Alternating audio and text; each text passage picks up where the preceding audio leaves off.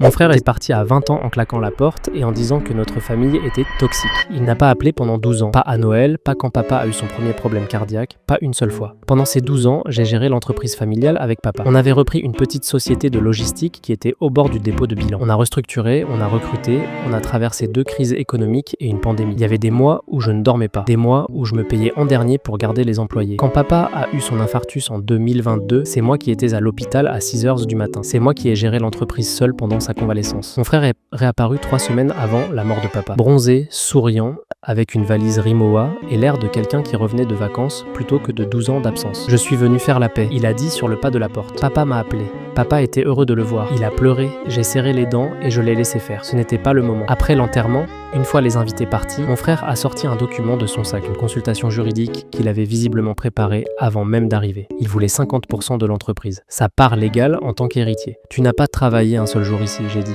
Tu ne sais même pas combien on a d'employés. C'est pas ce que dit la loi. Il a répondu avec un sourire que je ne lui avais jamais vu. Un sourire de quelqu'un qui pense avoir gagné avant même de jouer. Il avait raison sur la loi successorale, mais il avait commis une erreur. Pendant 12 ans, à chaque fois que j'avais injecté de l'argent personnel dans l'entreprise pour la maintenir à flot, je l'avais fait sous forme de prêt documenté. Contrat signé, date notariée, montant précis. Mon comptable m'avait conseillé cette précaution dès le départ. J'avais tout suivi à la lettre sans vraiment savoir pourquoi. Maintenant, je savais pourquoi. L'entreprise me devait légalement plus de 200 000 € avant toute répartition successorale. Sa valeur nette, après remboursement de ses prêts, était marginale. Son avocat a lu les documents. Il a pris son temps. Puis il a conseillé à mon frère, à voix basse, mais j'entendais quand même, d'accepter un rachat de ses parts à prix minimal plutôt que d'engager une procédure longue et coûteuse qu'il ne gagnerait pas. Mon frère est reparti avec sa Rimowa et un chèque qui ne couvrait même pas le billet d'avion. Il m'a envoyé un message 2 semaines plus tard pour dire que j'avais manœuvré contre lui. Je n'ai pas répondu. Certains retours arrivent trop tard et certaines absences ont un prix.